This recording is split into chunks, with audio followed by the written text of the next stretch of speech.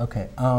Now, in terms of your position right now, Secretary of State, it's a job that only comes to the fore or into headlines when there's election policing that has to happen, sort of on the national level. Yeah, yeah. We got Kenneth famous Blackwell's with Florida. Right. So exactly. But the Secretary of State's job is.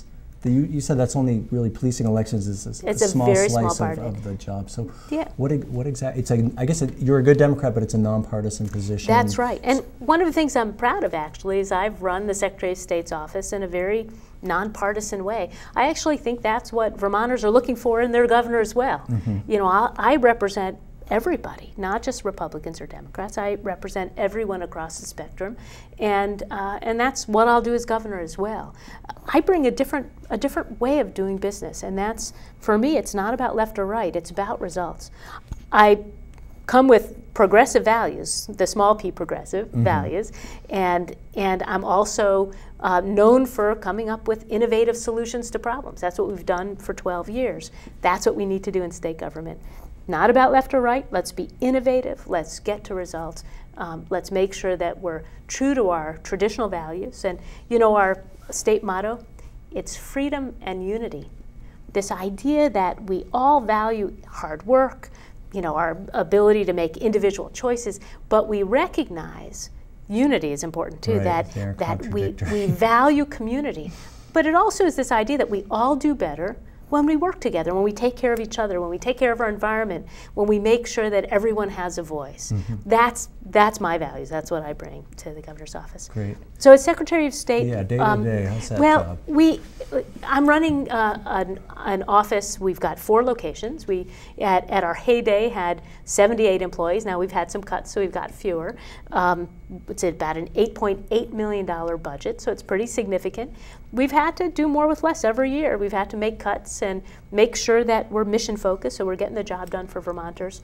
What I'm most proud of is we've made Vermont much more business friendly. Every business that starts or expands has to come through our office. We've gotten rid of red tape and bureaucracy, streamlined the process, put things online so people in the business community can get their deals done 24/7. They don't need to wait for us to be open.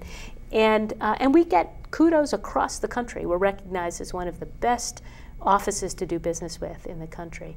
We license professions, and that means that we're protecting consumers from fraud and abuse. And we've taken that very seriously. We really bolstered our prosecutorial unit so that the public really is protected. We've taken some leadership when it's come to pharmaceutical abuse and making sure our pharmaceutical companies are held accountable for gifts they're giving to doctors and incentives they're creating. And we're working with law enforcement to try to get prescription drugs that are sold on the black market out of the hands of our criminals. So we're involved in a whole lot of things. We're also the standard bearer for open government. Whenever there's a question about, you know, is a record opened or a meeting open, I'm the person that talks about it and gets involved. I personally believe that transparency in government is important in a democracy. And I stood up to Governor Douglas when he was trying to close all of the records in his agencies. He was creating a new privilege for the deliberative process, which didn't exist in law. And I pushed back and said, you know what? That's going to let you hide everything, and that's wrong. It's bad for democracy. As a practical matter, it's bad for government too. Great. We do better when citizens can become involved, and what we do is it happens under the full light of day. Great. You were talking earlier about Vermont Yankee closing and preparing for that. Yes. And I know you have an idea for Windham County, for a green zone in Windham County. You want to describe absolutely. Just what could it look like down there? Well, so now this was 2 months ago, and you know, this is again, as we're talking about, should, you know, the legislature is talking about, should they have, you know, vote to close, and again, my perspective is safety first. We've got to close that plant, but if we do it without a plan, we're in trouble. So, and you can't wait till I'm governor, you know, or whoever's the next governor to start planning. That gives you only a year to get to create the kinds of transitions that we really need for our communities. I had a press conference that announced that I believe we ought to be investing in a green zone in southern Vermont, and that's incubators for renewable energy companies and energy efficiency businesses. So if we think about having a responsible transition from Vermont Yankee, a big piece of it, not the whole piece, but a big piece of it is Vermont homegrown renewables. We've got some of the leading companies in the state right here, you know, with wind energy, with solar, we've got biomass developing. Let's create an incubator. We can use stimulus money. We've got pots of money to help with dislocated workers. Let's get those businesses up and running now so that in 2 years, as workers may be losing their jobs in Vernon, there'll be a place for them to go. Great. Energy efficiency, though, is my favorite, and it's not just because my husband's in that area of work, but it's a win-win-win. The more we invest in efficiency, the more we stop global warming, right, because we're not burning fossil fuel, but we also save families money. I write the checks, you know, I'm paying the bills of my family, so I know that really matters. But we're also creating jobs. It's a lot of people coming into your house, blowing in insulation, you know, banging nails, you know, tightening up buildings. It creates jobs fast. So investments in businesses that do energy efficiency retrofits, it's a win-win-win. Great, great.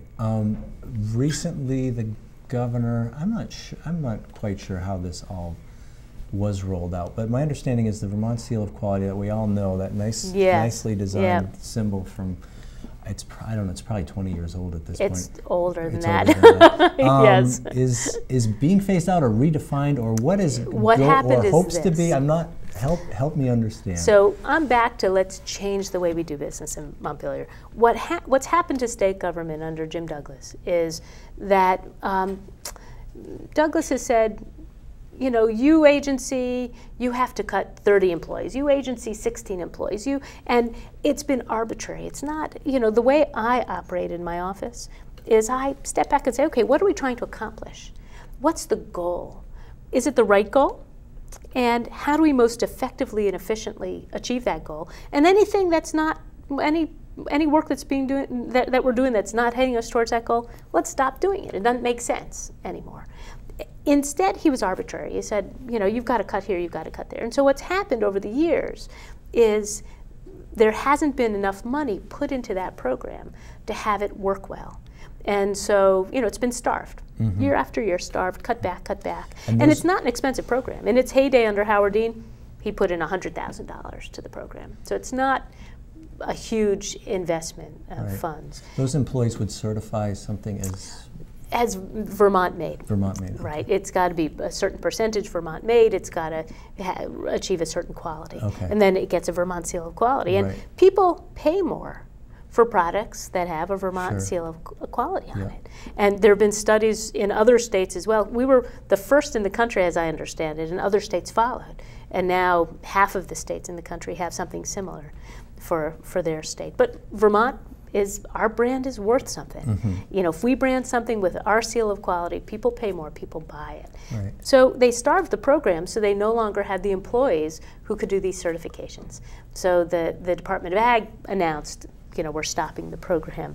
And we were the first out there with the press conference. We actually went and visited a terrific fellow up in South Burlington who's got a bottling plant. He bottles salsa and different kinds of sauces for folks, and some of which have a Vermont Seal of Quality, some don't. And it's a great business.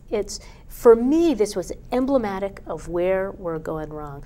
As governor, I'm going to be the chief marketing officer for the state of Vermont. Not only am I going to go out there saying this is a great place to do business, and we've had 8 years of a governor who's talking about how bad Vermont is, and you know, it becomes a self-fulfilling prophecy, I know. But I'm going to be saying it's a great place to do business, but also we have great products, buy them.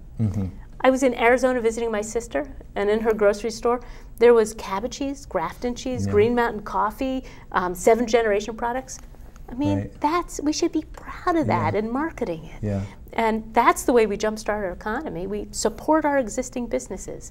And so for me, it was symbolic. And we actually called on Brian Doobie to join us in calling for the reinstatement of the Vermont Seal of Equality. And he did. And I guess he must have been called on the carpet by the Douglas administration, because the next day he undid it. And I don't know if you followed that. Yeah, he seemed to say that there would be something to replace it, or that it's going to be better later, or kick it down the road a little bit. Kick it down the road.